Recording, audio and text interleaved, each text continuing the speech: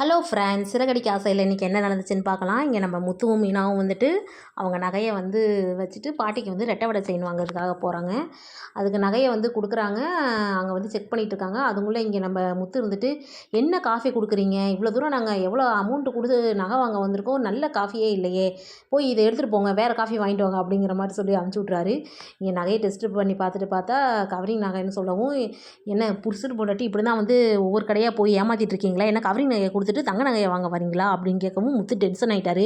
யோ, நீ தான் என் நகையை மாற்றிருப்ப, நாங்கள் கொண்டு வந்தெல்லாம் தங்க நகை தான் அப்படிங்கிறப்ப, இல்லை அந்த போலீஸுக்கு ஃபோன் பண்ணுறேன் அப்படின்னு சொல்லிட்டு இருக்கிறப்ப கரெக்டாக வந்து ஓனர் வந்துறாரு. இருப்பா என்ன பிரச்சனை அப்படின்னு கேட்குறப்ப, இல்லை இவங்க வந்து கவரிங் நகையை கொடுத்துட்டு தங்க நகையை வாங்க வந்திருக்காங்க, இதில் ஓவராக வேறு பேச்சு அப்படின்னு சொல்லவும், என்னம்மா மீனா என்னாச்சு சொல்லு, உன்னை பற்றி தான் எனக்கு நல்லா தெரியுமே அப்படிங்கிறப்ப, எங்களுக்கே தெரியல சார் என்ன ஆச்சுன்னு, எப்படி கவரிங் நகையாக மாறுச்சுன்னே தெரில, நாங்கள் கொஞ்சம் பார்த்துட்டு சொல்கிறோம் அப்படின்னு சொல்லிட்டு வந்துடுறாங்க. அப்படியே முத்து டென்ஷன் ஆகிட்டாரு. இதெல்லாம் கண்டிப்பாக அந்த மனோஜோட வேலையாக தான் இருக்கும். ஏன்னா அவன் தான் இந்த மாதிரி வேலையெல்லாம் பண்ணுவான், அவனை சும்மா விடக்கூடாது, எனக்கு வர ஆத்திரத்துக்கு அவனை அவ்வளோதான், முதல்ல அப்பாட்ட சொல்லி கேட்க சொல்கிறேன் அப்படின்னு ஃபோன் பண்ண போகிறாரு. உடனே மீனா வந்துட்டு, வேண்டாம் இப்போ எதுவும் சொல்லாதீங்க, பாட்டியோட பிறந்தநாள் வேறு வருது, மாமா வேறு அதுக்கு சந்தோஷமாக இருந்துகிட்ருக்காரு, நீங்கள் பிரச்சனையை பண்ண வேணாம், அது முடிஞ்சதுக்கப்புறம் சரி பண்ணலாம் அப்படின்னு சத்தியம் வாங்குறாங்க.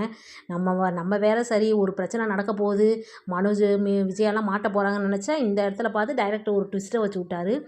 அது இன்னும் 2 நாள் ஆகும் மாட்டுக்கு. அடுத்து பார்த்தா அப்படியே வீட்டுக்கு போகிறாங்க. வீட்டில் பார்த்தா பலூன் டெக்கரேஷன்லாம் பண்ணிகிட்ருக்காங்க.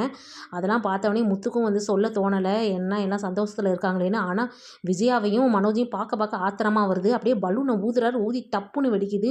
அப்படியே கோவத்தை கண்ட்ரோல் பண்ணிக்கிட்டு இருக்காரு. பார்க்கலாம் என்ன நடக்க போகுதுன்னு.